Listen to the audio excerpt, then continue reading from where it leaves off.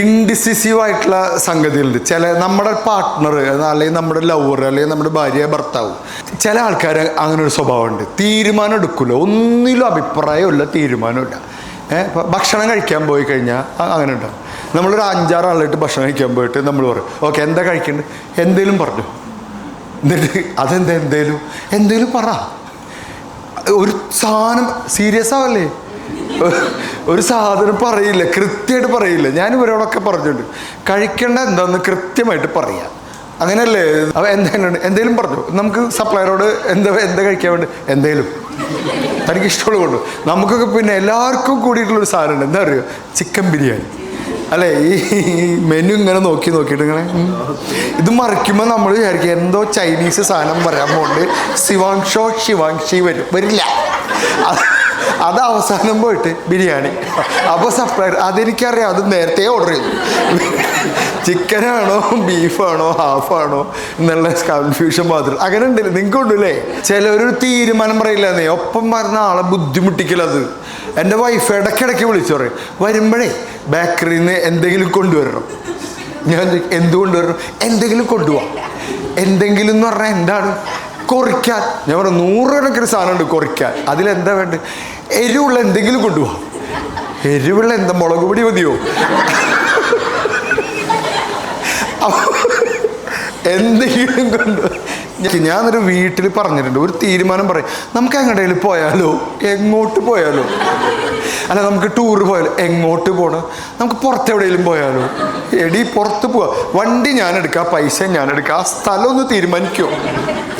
അതില്ല. ഇത് അനുഭവിക്കുന്നവർക്ക് ഇതിൻ്റെ വിഷമം മനസ്സിലാവുള്ളൂ. ഇവിടെ കാര്യം പറഞ്ഞാൽ നമുക്ക് ഓക്കെയാണ്. അവ നമുക്ക് പുറത്തിറങ്ങിയിട്ട് നമുക്ക് ആ ബീച്ചിലേക്ക് പോയി അവിടെ നിന്ന് കാറ്റ് കൊണ്ടാലും ഓക്കെ, അത് നമുക്ക് മനസ്സിലാവും. നമുക്കൊരു ബിരിയാണി കഴിക്കാൻ തോന്നുന്നു, ചിക്കൻ ബിരിയാണി റഹ്മത്തിൽ നിന്ന്. ഓക്കെ, ഇത് തീരുമാനം ഞാൻ എടുക്കണം, വണ്ടി ഞാൻ ഓടിക്കണം, വണ്ടി ഞാൻ പാർക്ക് ചെയ്യണം, സീറ്റ് ഞാൻ പിടിക്കണം, എന്നിട്ട് അവിടെ കൊണ്ടുപോയിട്ട് ഒക്കെ ഞാൻ ബംഗാളി.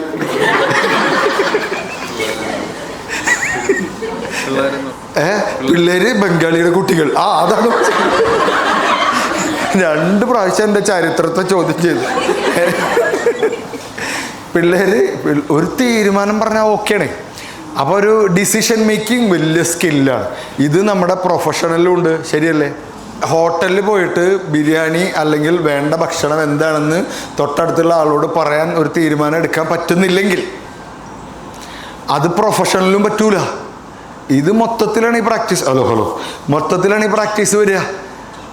സംഭവം മനസ്സിലായോ? നമുക്കത് പറ്റിയില്ലെങ്കിൽ ചിലവർ പെട്ടെന്ന് തീരുമാനം പറയും. ചില പൊസിഷനിൽ നിൽക്കുന്നവർ, ഞാൻ നേരത്തെ പറഞ്ഞില്ലേ, ചിലവരോട് പറഞ്ഞാൽ എന്താ ചെയ്യേണ്ടത്? തീരുമാനം തെറ്റുക എന്നുള്ളത് ഒരു പ്രശ്നമേ അല്ല. തെറ്റുക എന്നുള്ളത് അതിൻ്റെ ജനിതകമായ വശമാണ്. പാർട്ടികൾ എന്തോരം തെറ്റി പറ്റിയിട്ടുണ്ട് ഇല്ലേ? വർഷങ്ങൾക്ക് ശേഷം അത് തിരുത്തും. അവർക്ക് പറയാം, ഞങ്ങൾക്ക് പാർട്ടിക്ക് തെറ്റ് പറ്റി. അപ്പോൾ നമ്മൾ പറയും, നമുക്ക് അന്നേ അറിയായിരുന്നു, നിങ്ങൾക്ക് ഇപ്പോഴാണ് മനസ്സിലായത്. അപ്പോൾ അത് തെറ്റുപറ്റും. എന്തോരം തെറ്റുകളൊക്കെ പറ്റും. ഡിസിഷൻ എടുക്കാൻ എന്താ നമുക്ക് മടി? അതൊന്ന് പറഞ്ഞു നോക്കിയാൽ നിങ്ങൾ. ഒന്ന്, ഉത്തരവാദിത്തം ഏറ്റെടുക്കാനുള്ള പ്രശ്നം.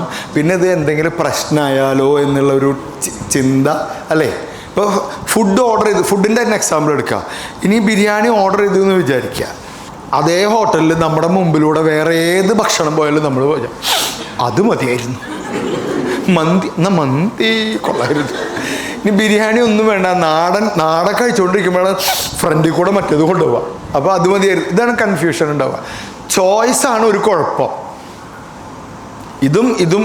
ഇതും ഓക്കെയാണ്. അങ്ങനെ ആകുമ്പോഴാണ് നമുക്ക് കുഴപ്പം വരിക, അല്ലേ? നമ്മൾക്ക് വേണ്ട സാധനങ്ങളല്ല പലപ്പോഴും നമ്മൾ സൂപ്പർ മാർക്കറ്റിൽ നിന്ന് വാങ്ങിക്കുക. നിങ്ങൾ ലുലുവിൽ പോയി നോക്കൂ, എന്നിട്ട് നമ്മൾ പ്ലാൻ ചെയ്ത സാധനങ്ങളേ ആയിരിക്കില്ല. ചിലപ്പോൾ പ്ലാൻ ചെയ്ത സാധനം കിട്ടൂല, വേറെ കുറേ സാധനം മേടിച്ച് വീട്ടിൽ വന്നിട്ട് എന്തിനതൊക്കെ വാങ്ങിച്ചു, ഞാൻ എന്തിനാ ജീവിതം എന്നൊക്കെ ആലോചിച്ച് അത് നമ്മളെ കൊണ്ട് തീരുമാനം എടുപ്പിക്കുന്ന കുറേ സംഗതികൾ അവിടെ ഉണ്ട്, ഇല്ലേ? 300 രൂപയുടെ ചുരിദാർ എന്ന് പറഞ്ഞിട്ട് കണ്ടിട്ടാണ് അങ്ങോട്ട് കയറുക. പക്ഷെ അതല്ല വാങ്ങിക്കുക. അതിങ്ങനെ വാങ്ങിക്കാൻ വേണ്ടി തീരുമാനം എടുത്ത് വരുമ്പോഴേക്കും തൊട്ടപ്പുറത്തുണ്ടാവും 350 രൂപയുടെ കിടിലൻ സാധനം. 50 രൂപ കൂടി കൊടുത്താൽ പോരെ. അതിങ്ങനെ ഇരിക്കുമ്പോൾ 499 റുപ്യക്ക് ഗംഭീര സാധനം, 300 ഒന്നുമില്ല. അങ്ങനെ കൂടി അവസാനം നമ്മൾ എന്തായാലും വാങ്ങിക്കല്ലേ, എന്നാൽ പിന്നെ ഇത് വാങ്ങിക്കുക. ഇങ്ങനെ സംഭവിച്ചിട്ടില്ലേ? നമ്മൾ 50 രൂപ 60 രൂപ 100 രൂപ അപ്ഗ്രേഡ് ചെയ്യണം. അല്ല, 600 രൂപയുടെ സാധനം വാങ്ങിക്കാൻ വേണ്ടി നമുക്കിട്ടതാണ് അത്. ഇങ്ങനെ പല സംഗതികളുണ്ട് ജീവിതം. അപ്പോൾ ഒരു പ്രോബ്ലം സോൾവിങ് ഒരു സ്കില്ലാണ്, പ്രശ്നപരിഹാരം ഒരു സ്കില്ലാണ്. എല്ലാവർക്കും പ്രശ്നങ്ങളുണ്ട്, പ്രശ്നങ്ങൾക്കൊക്കെ പരിഹാരമുണ്ട്. ചില തീരുമാനങ്ങൾ സ്വയം എടുക്കണം. ഇവിടെ നമ്മൾ തീരുമാനം എടുക്കാൻ മടിക്കുന്നത് എന്താ വെച്ച് കഴിഞ്ഞാൽ അവസാനം എല്ലാം കൂടി എൻ്റെ തലയിലാവും എന്ന് വിചാരിച്ചിട്ടാണ്, അല്ലേ?